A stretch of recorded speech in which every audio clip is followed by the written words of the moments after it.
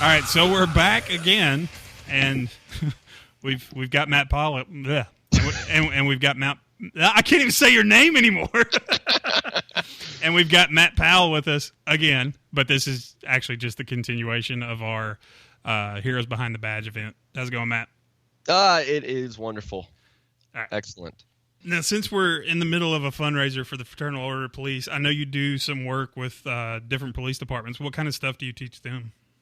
What we really try to do with police departments is take their defensive tactics and make them a lot of times they do defensive tactics, but their adaptation of it, you know, we really try to take the defensive tactics and break down how they can do them better through mechanics, through looking at the biomechanics of the body, looking at the base things of why the body acts the way that it does to make their defensive tactics better.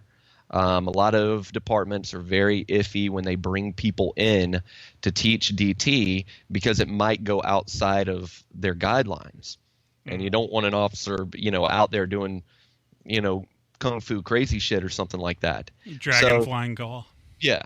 So we try to, you know, we come in and, you know, we say, okay, we're going to teach you the basic principles of, you know, biomechanics, physics, neurology, and psychology, and we're going to take those things and we're going to make your defensive tactics better and make them adaptable to the situations, all the way down to the hand placement on the duty belt. Because a low hand placement versus a mid sternum hand placement is completely different if somebody goes into push or grab. So there's small things that you can do with DT that, you know, a lot of departments, they don't get a lot of defensive tactics time. So you have to give them, you know, make the most of what they have in the time that you're working with them and give them things that they can go home with. And a lot of times it's stuff that they can work with their friends, their fellow officers, their wives, their kids, or whatever. Because, you know, if you understand how the body works, why it moves the way that it does, how the joints work, how your center mass actually works, what equilibrium is, you know, what can cause vertigo on a strike, things like that, then, you know, you have a much more effective officer on the street with the defensive tactics that you've given them. Sure. You're giving them the highest level that you possibly can. I mean, there's a lot of people out there that I've caught a little bit of flack in the martial art community lately because they're like, oh, why are you doing firearms? And like I said, I'm not stepping outside of my lane. I'm partnering with people. But a lot of times you get people that they've gone to a class or two on defensive tactics and they come in and try to teach martial art or combatives. And it's like, nope, that doesn't work. There's a lot of understanding after 15 years of combatives and martial art learning that applies to how things can happen and way things can be done versus, you know, hey, I went to this course over here. But, you know, I love, you know, working on defensive tactics with people. We've partnered up with a guy out of Florida, Dr. John Landry, who's done a lot of law enforcement defensive tactics and refining a lot of different programs in Florida and throughout the country to start to bring his program that he's worked with out there that refines a lot of the defensive tactics.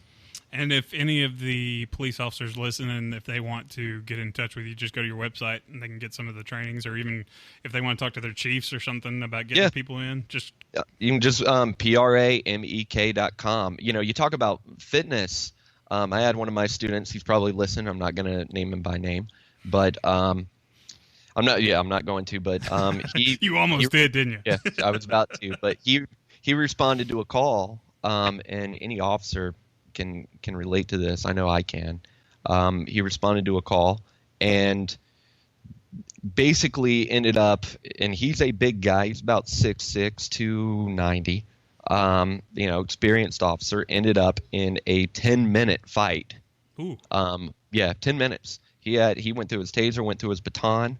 The assailant ended up getting his hands on the weapon and firing his weapon, and then he had to use lethal force on the guy. Wow.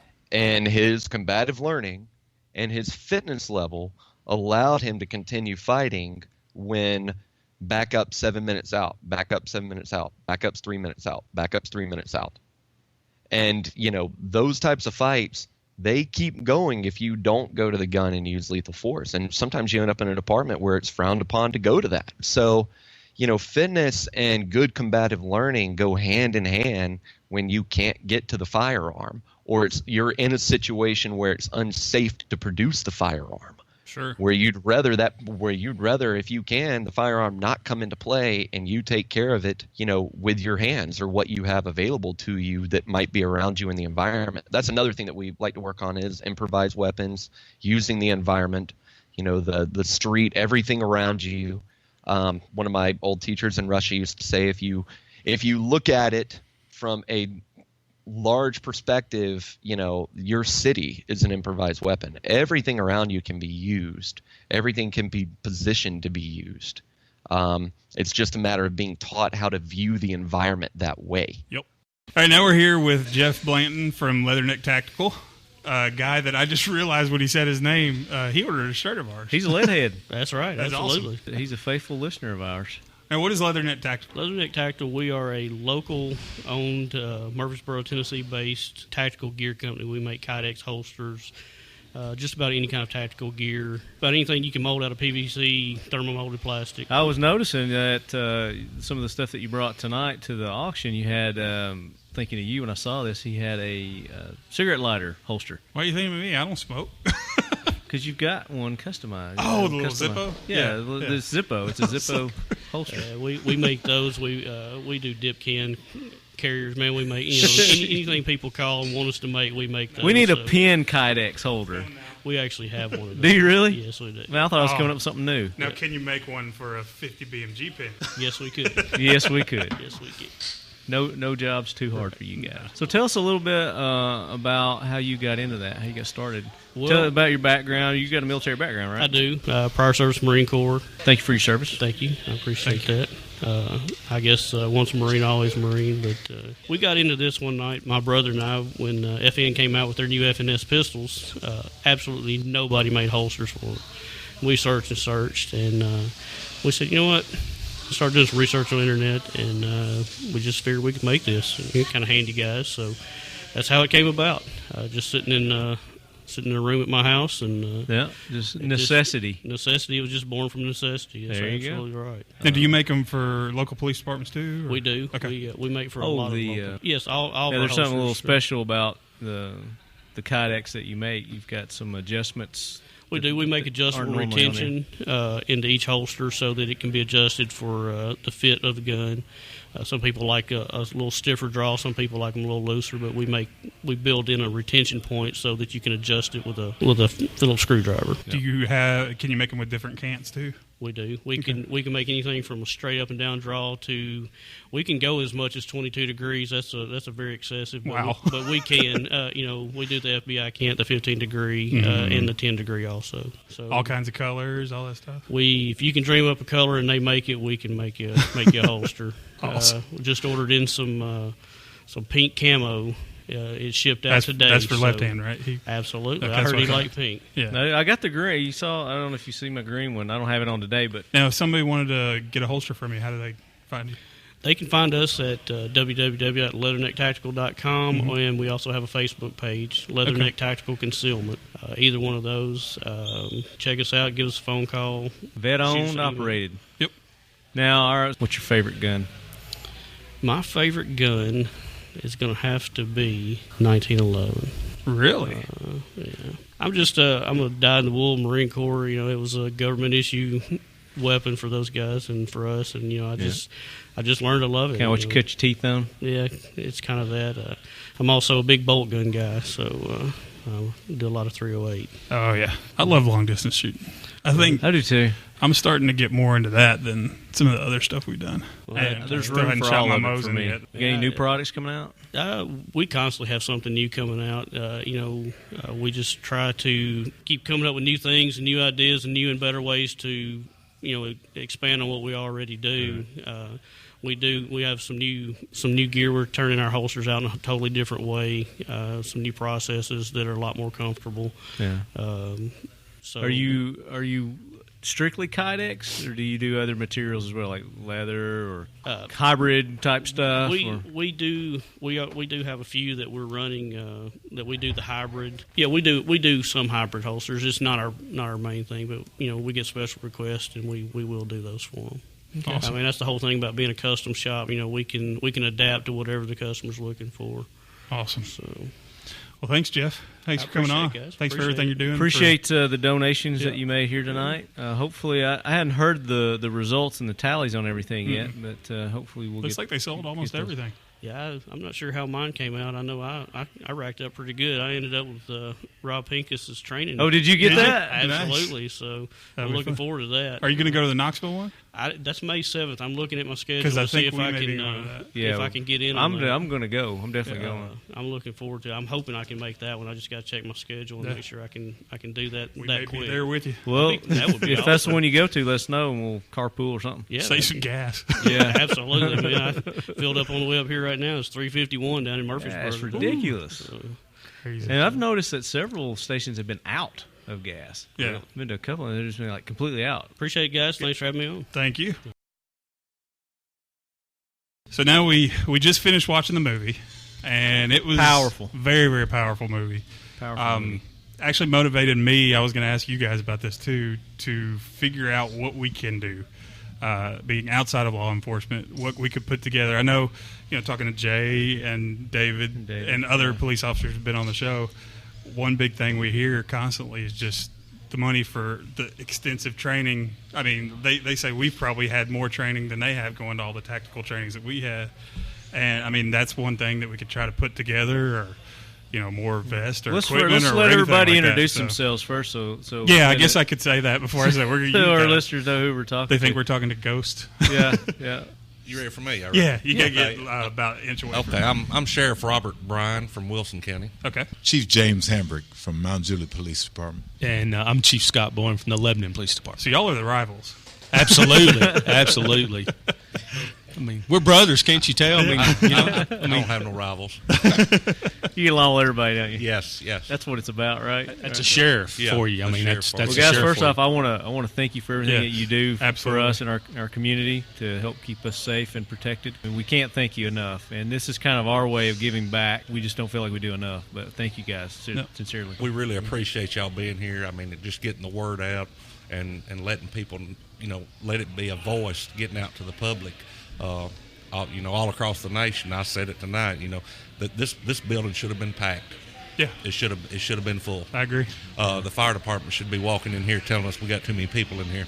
Yeah. And but we had a good crowd. And that's what this movie does. Is it gets the word out, and it's really helped support. And it's the kind of you families. guys are kind of in your infancy in this this event. This is the second year that you've done it, Right. And I think you probably had a better response this year than you did last year. So it's going to be one of those things that each year gets a little bit bigger and a little bit stronger, and it's going to grow. Yes, You and know, that's we're what going to we help you want. guys do That's that. what we want to happen. And there's a good crowd, and they've raised a lot of money in that. And one thing I was thinking during the movie as I was watching it, and I'm guilty of this too, we all get into, which is deservedly so, thanking the troops, thanking all the people that deal with this, thanking all that. And then it hit me, I'm like, I don't think the law enforcement officers the same way I do with our troops, which the troops deserve it too. But we're forgetting you, fire department, all the people that protect us, whether it's overseas somehow or it's in our backyard. Right. So- And the thing, too, we need to realize is a lot of my guys are military folks also. Sure. I think I've got 5 that have served overseas at one time or another. So, and that is true. I mean, obviously, with the war going on right now, that's a main focus. But, these guys are on the front line fighting every day. Oh, absolutely. And so that's something we have to remember. I was blessed. Last year was the first year I got to go up to Police Memorial Week.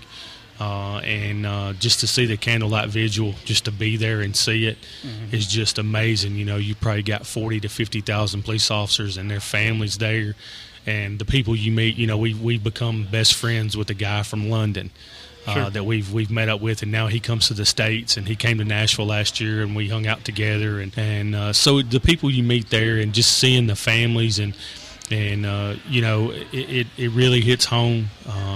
And to see the tributes to what's done, and then you see the names that the people that are going on the wall at that point, and you see the families, and it's just it's an amazing week. It really is. And like I said, Jay and David's done a lot from our side of it, and that's one of the biggest things this thing does. It helps pay, because there is cost for a bus to go up. But I tell you, walking down there that night and seeing my patch and Mount Juliet's patch and the Wilson County Sheriff's Department's patch on that bus, knowing that the family members were there and were being taken care of, it makes you feel really, really proud to know. And unfortunately for us, it's it hit home real hard 10 or 11 years ago when Jerry Mundy and John Music were killed, and so that's why it was special last year, because that was the 10th anniversary. And so, it really does. It says a lot when our guys are up there helping the families. I think there's 2 going on the wall this year from Tennessee, and they've already made contact with those families and will be there to support them and do what they need. Let me say one thing. Originally, when 11 years ago, when Jerry Mundy and John Music got killed tragically, that was the first year we really ever been involved in the Police Memorial Week. And as it was said earlier prior to the show, was nobody knew what to do once they got to Washington. They knew there was a memorial and all these events, but nobody knew what to do. And what this event, since then, it seems like the state of Tennessee has united. Yes. Mm-hmm. And now the state of Tennessee, anybody that's killed in the line of duty, they've got your David Stalinskys and they got your Jay Spicers and different ones who've been there, who's assisted these families. So they're the one organizing it, so these families don't have to worry about which way to go, or who needs to pick me up, or where I need to be at what time. Ambassadors. They're like the ambassadors, so the Yeah. families won't have to worry about it. And I've seen a lot of that here recently, as far as us locally being involved in this week. And that's very important with the size and scope of that event. Family that goes up there, I mean, they're already grief-stricken, and then to be able to find their way around that whole thing. I mean, that speaks lots for them to be able to go up there and be able to help them navigate that. Sure. We, again, appreciate what you guys are doing. And if, the film is moving, it's real, it's dealing with real lives. The sheriff said it should be a packed place. My desire is that just some of the essence will be captured, because, as you said, we oftentimes think, and deservedly so, think our military, but law enforcement and first responders get left out. And some of that, I wish this could be bottled up, just a little bit of the essence, and taken to every supermarket or Walmart where there's a parent saying to a kid, if you don't be quiet, he's going to take you to jail. And get to see the realness of it, because in that regards, we're made out to be the enemy. Sure. Exactly. And we're not.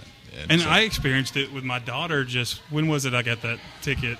6 months ago, something like that? Which one? Only one. Frequent flyer. Which ticket there, Zeke? Well, I got pulled over, and I was in the talking lead vehicle, wrapped up with all the stuff, and my daughter's in the back seat freaking out. And I was like, what's wrong? She goes, he's going to take you to jail. I was like, no, he's not. I said, I've got an expired tag. I know what he's pulling me over for. I said, he's going to come up, talk to me. He'll give me a ticket. That's it. I pay the ticket, and I'll be done. I'll just get my tags renewed. No, but he's gonna grab you. And I'm like, my daughter's 8. And she was saying she was scared of the police officer. And I kept trying to say, so I got him to stay there and talk to me after he wrote the ticket. And I said, see, he's a nice guy. And then he reached back there and he talked to her for a little while. And I was just trying to say, they're here for us. Right. Yeah. Makes a huge difference. And, one thing that we have seen, in my opinion, a lot more support after 9/11. Sure. That's been a more of a, outpouring. But we're real blessed here in Wilson County. That we, John and, Jerry, it's been 11 years, but it could happen tonight, it could happen in the next few minutes. And there's so many people that we're dealing with, now that are dangerous. And let me say this, we talk a lot about, and I know your show is geared towards guns and that kind of stuff. And, the people that legally carry guns, those are not the people we deal with. You're not worried about it's not. No, I'm not worried about the legal gun permit carrying folks. It's the gangbangers, the constant drug dealers, the convicted felons. Those are the people. We don't have problems out of legal gun carrying people. I know here recently the chief in Detroit took a huge hit over saying if more people would go armed in my city, crime would go down. Yeah. Well, I believe that too. But on the flip side of that, you know, we just had a bill here passed by our Senate that basically is going to allow anybody to carry an open gun with no check, no permit, no training, no nothing. I think Haslam dropped it, didn't he? Well, not yet. It hadn't made it to him yet. The House has still got to vote. Yeah. Okay. But now I'm not in support of that. Robert and I've talked about it because there needs to be some training. There needs to be some background checks. You know, And I've said this today. Actually, I said this today, and the handgun carry permit in the state works. We want the law-abiding citizens to have guns. True. I mean, they should, and that's their It right. ain't broke, don't fix it. If it ain't broke, and I'll stand behind it 100%, and these two fellas will too. Yeah. But if it ain't broke, don't fix it, and we'll stand behind it and support it. In Mount Juliet, we offer the handgun safety class, and I'm pro Second Amendment, but I'm for some structure. Yeah. You know, to And go along we've with preached it. about that on our show too. I mean, just because you go out and get your permit doesn't mean you are a responsible gun owner and know how to use your gun. So, you know, we advocate continuous training. right. And, you know, here it's a minimum. You have to do 8 hours to get your permit. And, you know, even our guys off duty, we make our guys carry concealed. We don't want, you know, and every time somebody goes into Walmart with a carry permit and they carry it not concealed, people start calling. Right. Yeah. You know, and then does this guy, you know, or is he supposed to be in here armed? And so to me, it's just going to be a nightmare for us. And like I said, there's no background check. Yeah. There's no training requirement. I mean, the thing they do, we taught the classes also, is it does tell you, hey, look, you have to be responsible with this. You know, with great responsibility, you know, great power And comes that's great up responsibility. to guys like you and us and, you know, the responsible gun owners and carriers to spread that word and that news, really encourage people to do that. It's We a don't great- need to leave it up to our politicians and our lawmakers to do that. We need to do it ourselves, take on that responsibility ourselves. Absolutely. And we won't have to deal with things like 100%. this. Absolutely. Tell us, you know, we just came out of the movie. Tell us your thoughts on it. Well, I mean, it's an eye opening. I mean, we know. You guys live it day in, live day every out, yeah. And we go home not worried about our men and women that work for us. We don't want to get that phone call at night. Right. And that the movie shows the the dangers that are out there Yeah. in police work, and there's some bad. And I people. think the message that they were trying to convey is, because they didn't really focus on other than the people that survived, but you saw what they were focused on were the people that it affected, the families, the friends, their Correct. coworkers. Right. You know, how that devastation of death or an injury. Well, we know firsthand that it Right. not only but affects the an agency, layperson like ourselves, right. you know, we don't really think about that. it affects a community. It really. does. And it did. It affected this affected entire the community. community. I mean, it Yeah, was that one fella Lopez from New York. Was it New York or New Jersey? Nassau. I think that's true. County. Nassau Jersey. County. Yeah, I mean, there were over 10,000, 20,000 people showed up for that. I mean, And that's another thing. You very- see, when something tragic like this happens, you'll see how law enforcement come together because they're a family. it's a brotherhood. It's a brotherhood, and you see that we saw see it. it on We this saw scale. it right here in this county 10, 11 years ago. Right. Yeah. And there was people coming Put all from your over- differences aside and came together for the one cause. That's yeah. correct. Well, we don't deal with too many differences. I know we have a great Well, work that's another relationship show. We'll here. get into Yeah. that. We'll have you guys back on. We'll talk about that. But you're talking about the you know what we saw here, but to go to DC and see it there on that scale, like I said, that last It's year was the gotta be first time amazing. I got to go, and the night of the candlelight vigil, and there's probably 40 to 50,000 cops there and their families, and Right. you know they've got it's just, I mean, it is unreal. They basically take Washington D.C. over. Wow. I mean, they really do. We were walking down the street one day, and some guys started yelling something about pigs and this kind of stuff. And we're like, this is probably not the week you want to be. I mean, you know, because everywhere It you, would not be the right one. yeah, that was we were kind of looking around at each other like, yeah, that's probably not. But to see how. In like the bike ride they're talking about. I mean, these guys ride from New York City To DC. to DC. And a lot of them, here's the thing it didn't say, a lot of these people start like in Florida and they ride to New York and then to DC. I mean, they'll ride for a couple weeks. I mean, and the money they raise for that is just phenomenal. And Yeah, I right think now, they you know, said that bike ride was what 1.7 1.7 million. Right. million. Yeah. And see, And right now, actually, some of them bikers have come through. this absolutely. state. And the big thing now, obviously, is they're trying to get the new museum open. There's a new museum that they're trying to get open now, and In connection with the memorial. That's right. That's right. And so there's been some pushback, trying to get funding for it and that kind of stuff. So, but to be there that week and to see what goes on and to see the respect and that kind of stuff, and to get to talk to people from all over the world, not just the United States, Sure. is just amazing. And what they do when they go pick the families up and bring them in. And like I said, we're three blessed because we've got a guy from each of our departments. B.J. Stafford, David Stalinsky, and Jay Spicer. They take care of those families while they're there. I mean, and they, because it's a tough time on them. I mean, it really is. You see those young kids who miss their mom or their dad, and you see that wife, and then you see their colleagues that go up there and to see the makeshift memorials like David was talking about tonight, for us, it's been almost 100 years for us, right at 100 years since we had someone killed. We had a chief killed back in the early 1900s.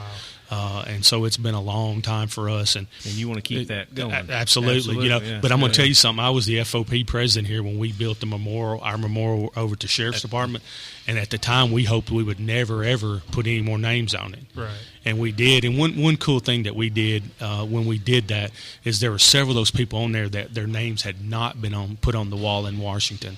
So we actually had to go back and do all the research and get their death certificates and that kind of stuff. So everyone that's on that memorial now is on the memorial in D.C. That's awesome. But, when we built that one, we said we hope and pray we never have to put anybody on there. And we have. And we could tomorrow. Yeah. Right.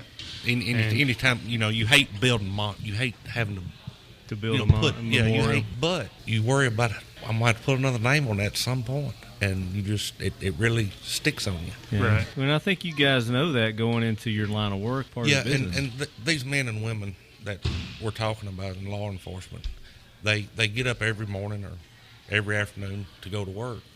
They strap that gun on, thinking they're going to come back home. Yeah. And their families, I keep saying families, their families think they're going to be back home, just like the guy spoke up tonight. He thought Mommy was going to come pick her up. Sure.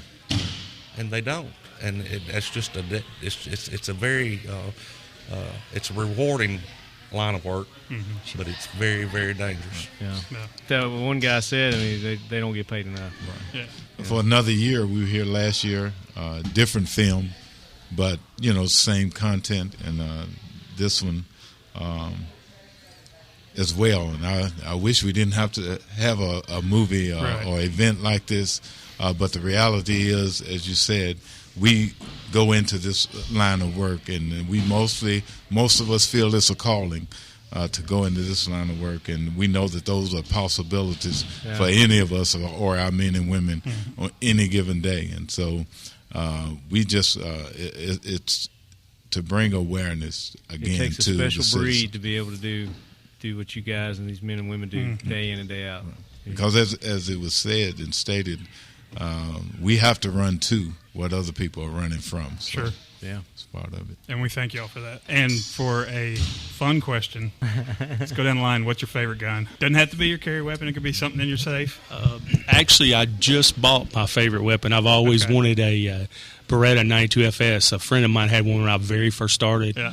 Awesome shooting gun. And a buddy of mine had a couple and wanted to get rid of one here recently. And now for carry purposes, Glock to me is just well above and beyond. We carry the 21s at my department.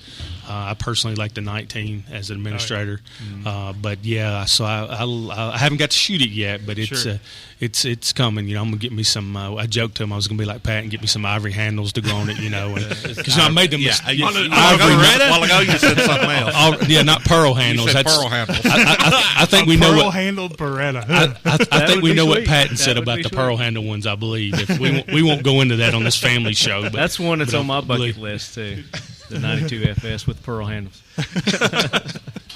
I'm pearl handles. All right. I don't think you can beat the pearl handles. But I like like the 19 as well. being proud military, I was kind of partial to the Beretta, to the 45 that we carried. We carry Glocks now, and it's served. Oftentimes, though, I like just hammerless snub nose. There you go. 38. Yeah, I'm a revolver guy too. That's what I like. Well, when I first started, my first issued gun was a Ruger 357. Okay. Yeah. Was it? That thing was it was a hoss. Now The big old you couldn't go wrong with that one. But Hog over leg, the huh? years we moved on, and I'm like them. Got Glock 19, and that's pretty much I'm used to it. It works. Enjoy it. Yeah. they're runs. they're good- hard to good- it's hard good- to deny. It's You know, good, Glock. good, reliable. We're Glock guys ourselves. Oh yeah.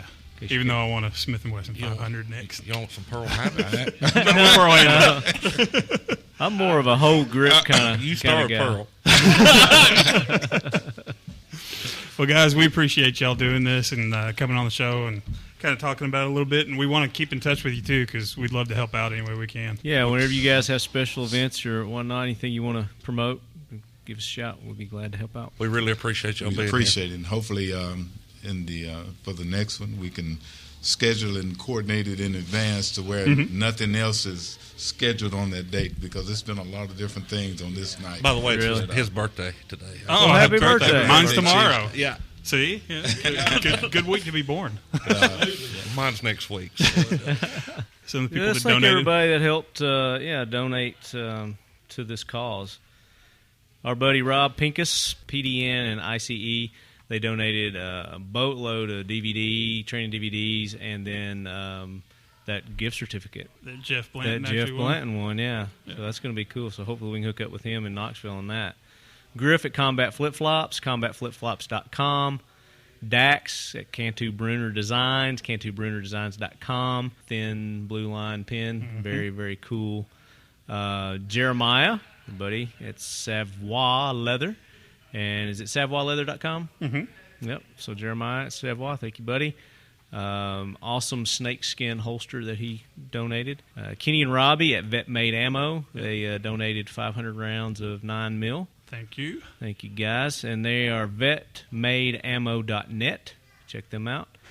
Gabe and Randy at Northside Guns helped us get a lot of this stuff together and get things rolling. ShopNSG.com. ShopNSG.com. HG Press, Holder and Green Professional Real Estate Services, donated a couple of items for the auction as well. And, of course, they're 1-800-615-1840, extension 2222. And the guys at the Nashville TV show for donating that script and the swag that they had as well. So thanks to everyone that made that possible. Appreciate it. And as always, left hand, you keep your loved ones close. keep your firearms closer.